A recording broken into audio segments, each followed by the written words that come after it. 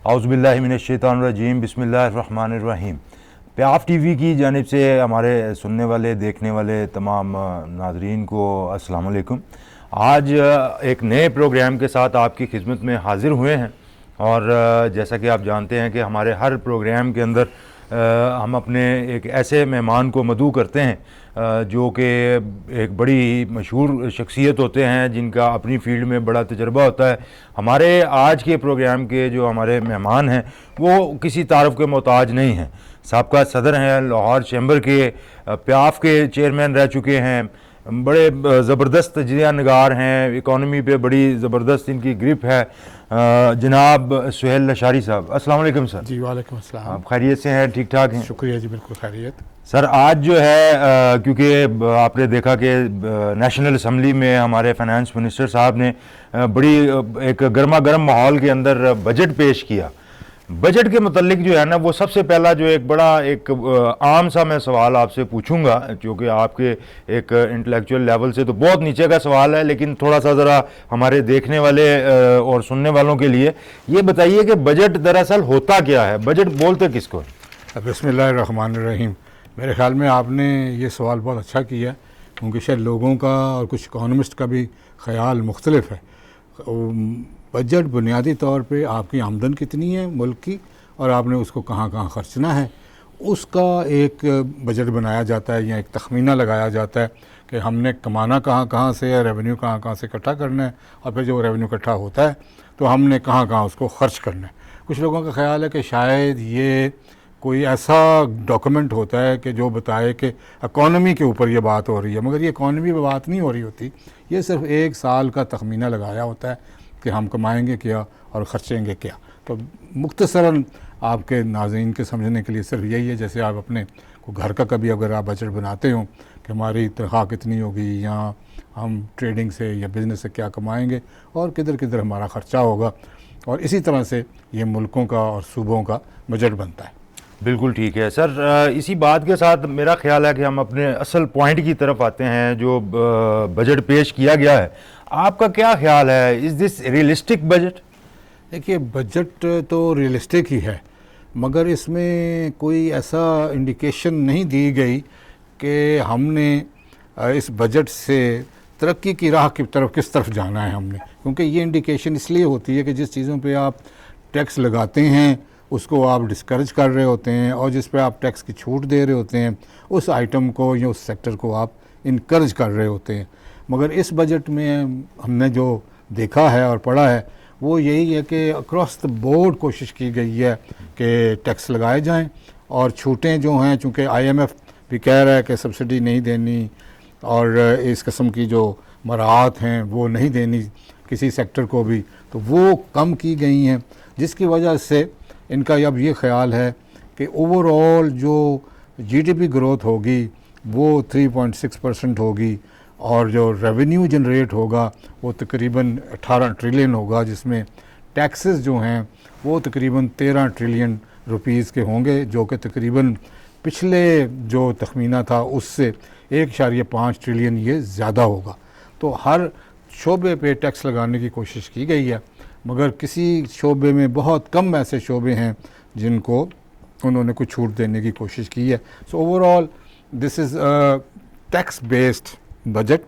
और मगर हम ये समझते हैं कि टैक्स जितना मर्ज़ी ये इकट्ठा करें, टैक्स देने के लिए भी हम तैयार हैं, मगर इसका कोई सिस्टम तो ऐसा बनाए ना जो इक्विटेबल हो, सस्टेनेबल हो, लॉन्ग टर्म हो, और उसकी जो शरह है वो इतनी मुनासिब हो कि सारे लोग बड़ा खुशी से उसको टैक्स दे सकें। क्योंकि जब तक ये टैक्स बेस को नहीं बढ़ाएंगे, टैक्स की परसेंटेज जितनी मर्ज़ी ज़्यादा करते रहें, वो डिस्करेज होगा बिजनेसमैन भी और दूसरा भी कि मुझे इतनी बिज़नेस करने की ज़रूरत ही क्या है कि जी मेरे तो सारे पैसे टैक्स में ही चले जाएंगे। तो उस इनकरेजमेंट के लिए इनको चाहिए कि उसकी शरह कम रखें मगर बेस ज़्यादा बनाएं। देखिए, इस वक्त ये मुल्क बुनियादी तौर पे इस वक्त ट्रेडिंग मुल्क बना हुआ है। बाहर से चीज़ मंगवाओ बेच लो, या प्रोड्यूस भी करो तो बेच लो। तो ट्रेडर्स बहुत ज़्यादा हैं, गली गली पे दुकानें खुली हुई हैं, मगर इंडस्ट्री आपकी बहुत कम है। तो बुनियादी तौर पर ट्रेडर्स जो होते हैं वो इंडस्ट्री पे डिपेंड कर रहे होते हैं कि चीज़ बनेगी तो उनकी दुकान पे बिकेगी। तो आप हर दुकान से कोई फ़िक्स टैक्स ले लें, हर बंदा अगर हर दुकानदार छोटे से लेके बड़ा, रेडी से लेके मॉल वाला अगर पूरे पूरे टैक्स दे रहा होगा तो टैक्सेशन की कोई कमी इस मुल्क में नहीं होगी। ये जो आपने 18 ट्रिलियन की बात की है या 13 ट्रिलियन की बात की है, ये कुछ भी नहीं है। मगर बुनियादी तौर पे जो मैं बात करना चाहूँगा वो ये है कि कौम में टैक्सों से नहीं पनपती हैं, ना टैक्स लेने से पनपती हैं, ना ही लोन लेने से पनपती हैं। कौम तभी चलती है जब वो ग्रोथ करती है, जब वो तरक्की करती है। तो हमारा सारा ध्यान even when we are preparing a budget ये होना चाहिए कि हम कमाएंगे कितना, कमाने की बात करें, टैक्स जमा करने की बात बाद में करें। हम जितना कमाएंगे उतना ही हम ज़्यादा से ज़्यादा टैक्स दे सकेंगे। तो आपके सवाल का जवाब तो ये बना। बिल्कुल ठीक है, जैसा कि लशारी साहब बता रहे थे, और बात वही आ जाती है जो बजट का एक फार्मूला भी होता है 50-30-20 कि इसमें आप जो है ना वो अपने जो बुनियादी जो अखराजात हैं, बुनियादी जो ज़रूरियात हैं उन पे कितना पैसा लगाएंगे, और उसके बाद फिर जो आप ये सोच रहे हैं कि हमारे कोई तरक्याती जो काम है या इसमें हमने किस तरीके से कोई पैसे ला के इंजेक्ट कर रहे हैं, और कोई 20% जो है ना वो सेविंग्स होती हैं। बहरहाल वो शायद यहाँ पे मेरा ख्याल है कि अभी जिन हालात से हमारा मुश्किल, चूँकि बड़े एक मुश्किल दौर से गुजर रहा है, तो शायद सेविंग वाली बात करना तो बड़ा मुश्किल है। लेकिन एक बड़ी अहम बात जो है वो लशारी साहब से ज़रूर पूछेंगे जिसका बराह रास्त ताल्लुक एक आम आदमी से है, लेकिन उससे पहले आप एक छोटी सी ब्रेक और उसके बाद फिर जो है वो सुनिएगा कि ये सवाल है क्या और उसमें आपका जो है ना जिक्र कैसे है। बहुत शुक्रिया। Welcome back from the break. और इस वक्त प्याफ टीवी से आप देख रहे हैं हमारा आज का एक एक्सक्लूसिव प्रोग्राम है बजट के हवाले से, और हमारे साथ मौजूद हैं साबका सदर लाहौर चैम्बर सुहेल लशारी साहब। और ब्रेक पे जाने से पहले जो बात हम कर रहे थे कि एक आम आदमी बराह रास्त इस बजट से किस तरह मुतासिर हुआ है, उसको क्या फ़वायद हुए हैं, इसके ऊपर थोड़ी सी रोशनी डालेंगे सुहेल लशारी साहब। मगर मैं एक बात ये पूछना चाहता हूँ कि ये फाइलर और नॉन फाइलर का बहुत ज़्यादा चर्चा हुआ है इस बजट में, इसके ऊपर ज़रा थोड़ा सा बताइए कि क्या नॉन फाइलर जो है उसको ज़िंदा रहने का कोई हक नहीं, क्या उसको बड़ी अजीब निगाहों से जो देखा जा रहा है उसके मतलब बात की जा रही है। तो फाइलर बहुत ज़्यादा इंजॉय करता है पाकिस्तान में रहते हुए और नॉन फाइलर जो है वो बहुत परेशान है, ये ज़रा थोड़ा सा क्लियर करें हमारे सुनने वालों को। देखिए, फाइलर भी कोई इतना एंजॉय नहीं कर रहा, उसके ऊपर भी तकरीबन काफ़ी हैवी टैक्सेस हैं।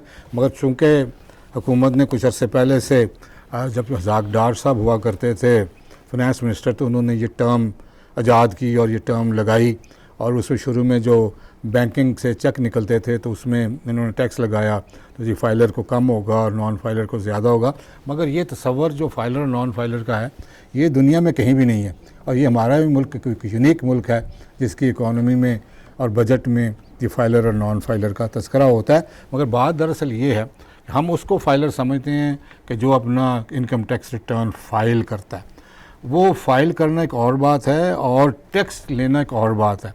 हर बंदा पाकिस्तान में एक आम शहरी, आम एक वर्कर जो सैनिटरी वर्कर है, दुकानदार है, बाबर शॉप है, कोई भी है, वो टैक्स दे रहा है, और उसको ये नॉन फाइलर कह रहे हैं क्योंकि उसकी टैक्स का बहुत ही स्मॉल, जिसे हम SME कहते हैं, स्मॉल में उसका दखल होता है, वो गुशवारे नहीं भर के दे सकता।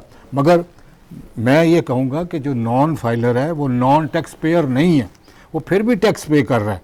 तो इस तस्वर को ख़त्म कर देना चाहिए, और हमें अपना, जैसे मैंने पहले भी अर्ज़ किया कि सबको टैक्स देना चाहिए, फ़िक्स टैक्स ले लें। और जो आम हमारे रिटेलर्स हैं, शॉपर्स हैं, रेडी वाला है, रिक्शे वाला है, सबसे छोटा मोटा टैक्स ले लें और उसको भी फाइलर ही समझें। जब जिसने टैक्स दे दिया तो वो फाइल एक तरह से फाइलर ही हो गया ना, कि he is a tax payer. बात आप रखें टैक्स पेयर और नॉन टैक्स पेयर की, मगर वो चूँकि इनडायरेक्ट टैक्सेस सारे दे रहा होता है, डायरेक्ट टैक्सेस भी दे रहा होता है, तो इसको, इस तस्वर को मेरे ख्याल में ख़त्म कर देना चाहिए। और इसी वजह से तकरीबन 9 ट्रिलियन रुपीज़ कैश में पाकिस्तान में सर्कुलेट कर रहा है।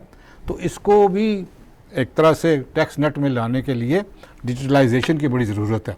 चाइना में और यूरोप में इस वक्त एक रेडी वाले के पास भी डिजिटल ऑपरेटर्स है जिससे वो अपने कार्ड से पेमेंट करता है, और हमारे यहाँ अभी हम कोशिश कर रहे हैं कि डिजिटलाइजेशन जो है वो बढ़ जाए, और इसी तरह हर एक के पास मशीन हो और वो उससे टैक्स दे रहा होगा और वो गवर्नमेंट को पैसे जा रहे होंगे। मगर इसके साथ साथ देखने वाली बड़ी ज़रूरी बात ये है कि जो हम टैक्स पे कर रहे हैं उसकी एवज़ में हमें क्या फेलिसिटेशन मिल रही है। इस टैक्स के आज के बजट में कोई ऐसी फेलिसिटेशन की तरफ नहीं तवज्जो दिलाई गई, ना कहा गया कि अच्छा भाई ये टैक्स इकट्ठा होगा 13 ट्रिलियन तो हम फिर ये करेंगे। वो एक और बात है कि आप तनख्वाहों की मद में, आप पीएचडी की मद में, आप बेनज़ीर इनकम सपोर्ट के मद में, यूटिलिटी स्टोर के चक्कर में आप सारे पैसे दे दें। देखिए ये जो बेनज़ीर इनकम सपोर्ट प्रोग्राम है या दूसरे प्रोग्राम्स हैं, ये ऐसे ही है कि जैसे आप लोन लेके खरात कर रहे हो। लोन आप अमेरिका से लेते हैं, अपना वर्ल्ड बैंक से, एशियन डेवलपमेंट बैंक से, और फिर आप खरात देना शुरू हो जाते हैं। ये तो वैसे भी मना है कि आप जितना मर्ज़ी लोन लेके आप खरात नहीं कर सकते, अपने पैसे से करें जो कुछ करना है।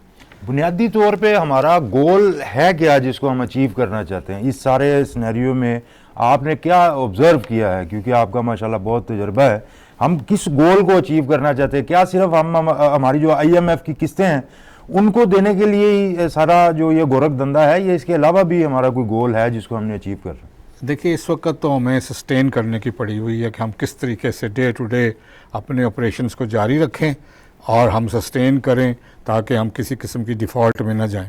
इसीलिए हम IMF की तरफ दोबारा देख रहे हैं और कोशिश कर रहे हैं कि $8 ट्रिलियन उनसे फिर दोबारा से लोन लिया जाए, और उम्मीद कर रहे हैं हुकूमत कि इस महीने के एंड तक स्टाफ लेवल एग्रीमेंट शायद उनके साथ हो जाए और फिर हमारे सांस में सांस आए।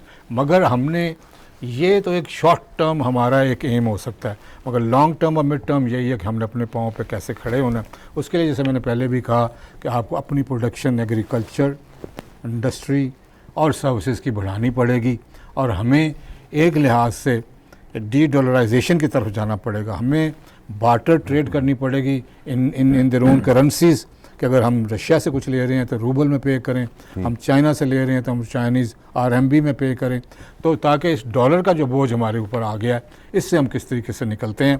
और इसको निकलने के लिए सबसे पहली बात यही है कि हमारी अपनी प्रोडक्शन जो है वो इस हद तक बढ़े कि हमारे पास सरप्लस हो, सरप्लस हम एक्सपोर्ट करें और अपने मुल्क के लिए हमारे पास अपनी चीज़ें मौजूद हों। लेकिन यहाँ पे एक बात जो समझ में आती है कि जब आप अपनी एक्सपोर्ट्स को बढ़ाने की बात करते हैं तो आपको लगता है कि इंडस्ट्री को फैसिलिटेट किया जा रहा है, और पाकिस्तान में क्या इसका मुस्तकबिल है इंडस्ट्री का? हालात तो बड़े। देखिए इस बजट में तो इन्होंने एक्सपोर्ट पर भी टैक्स लगाया है, जो कि एक्सपोर्टर्स इस वक्त बहुत सीखपा हुए हैं, क्योंकि उनको मुरादें हमेशा मिलती आई हैं, और एप्टमा ने भी अभी शोर मचाना शुरू कर दिया है कि हमारे एक्सपोर्ट्स पे भी इन्होंने शायद 1% टैक्स लगाया है। तो कहने का मतलब ये है कि इस वक्त ये सारे कहते हैं जी बड़े मुश्किल फ़ैसले लिए हैं। ये क्या मुश्किल फ़ैसले हैं कि दूध पर टैक्स लगा दो, import of fruit and vegetable पर टैक्स लगा दो। ये इस किस्म के मुश्किल फ़ैसले करने तो बड़े, मेरे ख़्याल में इनको बड़ी तकलीफ़ हुई होगी कि भाई इस किस्म के इनको अगर ये कहते हैं कि ये मुश्किल फ़ैसले हैं जो लाइक मोबाइल फ़ोन्स पे लगा दिए हैं इन्होंने, आप हैरान होंगे कि 18% GST मेडिकल किट पे लगा दी गई है, 18% सेल टैक्स जो है वो हार्ट सर्जरी पे लगा दी गई है कि जो सर्जरी भी कराएगा तो वो देगा। और सबसे बड़ी बात है कि इन्होंने तकरीबन 10% सेल्स टैक्स स्टेशनरी पे और न्यूज़पेपर प्रिंट पे लगा दी, क्योंकि आपको पता होगा कि न्यूज़पेपर प्रिंट जो है वो पाकिस्तान में बनता ही नहीं है, और ये सारा बाहर से आता है और इंडिया इसको बना रहा है, मगर हम नहीं यहाँ बना रहे। अव्वल तो हमने पढ़ने की आदत बड़ी कम कर दी, अखबारें आपको पढ़ता भी नहीं है, पर उसके बावजूद इन्होंने स्टेशनरी पे और फिर तालीम पे ये कहते हैं कि जी हम तवज्जो देना चाहते हैं। लैपटॉप्स पे फिर इन्होंने फिर कस्टम ड्यूटी बढ़ा दी है। तो इस किस्म की जो ऐसे टैक्सेस जो हैं जो इनको नहीं बढ़ाने चाहिए थे और कह रहे थे कि भी हम नहीं करेंगे, इन्होंने वो भी कर दिए हैं। सीमेंट पे अगर एक टैक्स बढ़ाएंगे, ये 100 रुपये से 150 टैक्स कर दिया है इन्होंने, तो ऑब्वियसली कंस्ट्रक्शन कॉस्ट बढ़ जाएगी। अब इनको जो तवज्जो मेन जी दे रहे हैं ये, और अल्लाह करे ये कर सकें, वो है कि ये प्राइवेटाइजेशन की तरफ जाएं। ठीक है। और जो उनकी इंडस्ट्रीज़ ऑब्वियसली सिक हैं उनको प्राइवेटाइजेशन दें, और वो ज़रूरी नहीं है कि बाहर से ही इन्वेस्टर आए, लोकल इन्वेस्टर या joint venture with local investor उनको किया जाए, ताकि हमारी इंडस्ट्री दोबारा से जो सिक हुई है वो दोबारा से चलनी शुरू हो जाए। और मुझे उम्मीद है कि अगर इन्होंने इस तरह से कर लिया विद इन 1 और 2 ईयर्स इंशाल्लाह ये जो सिक इंडस्ट्री है ये भी चलनी शुरू हो जाएगी, और नई इंडस्ट्री को ये ऐसे फैसिलिटेट करें कि जैसे स्पेशल इकनॉमिक जोन्स में ये कर रहे हैं कि हम जो जो मुराते उधर दे रहे हैं वो सारे पाकिस्तान को ये मुराते दें। बिल्कुल ठीक है। तो इसमें एक सिर्फ आपसे जो आखिरी जाते जाते सवाल ये पूछता हूँ कि कोई खुशखबरी भी है किसी हवाले से, जैसे कुछ सोलर के मतलब ये कहा जाता था कि बहुत ज़्यादा जो है ना उसके ऊपर कुछ टैक्सेस लगेंगे, लेकिन वो देखा यही गया है कि उसकी इंपोर्ट पे शायद थोड़ी रिलैक्सेशन दी गई। इस बारे में आपकी राय?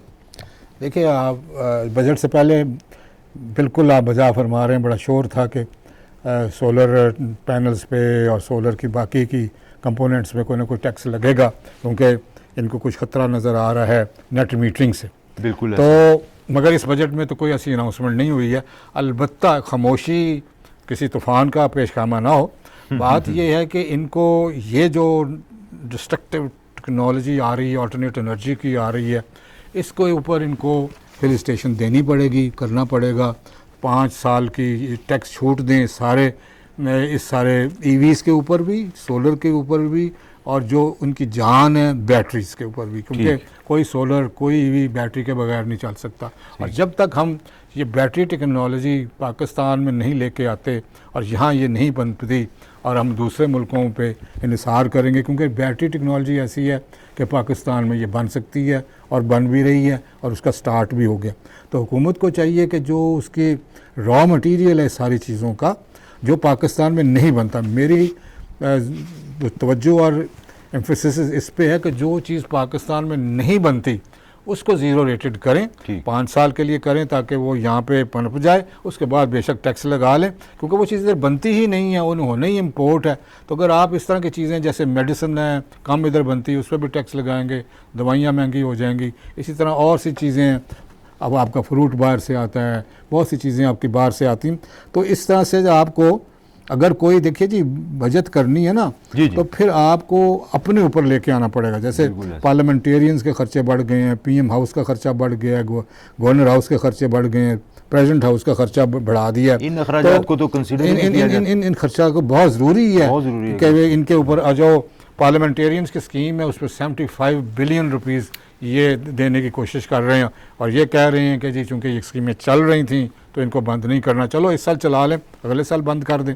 तो इसमें इतनी कोई ख़ास तब्दीली कोई नहीं है, ये कट एंड पेस्ट वाली बात है। और दूसरा ये कि IMF का बड़ा प्रेशर है इनके ऊपर, उसके ये एजेंडे का ये प्रोग्राम है जो बजट में पेश हुआ है।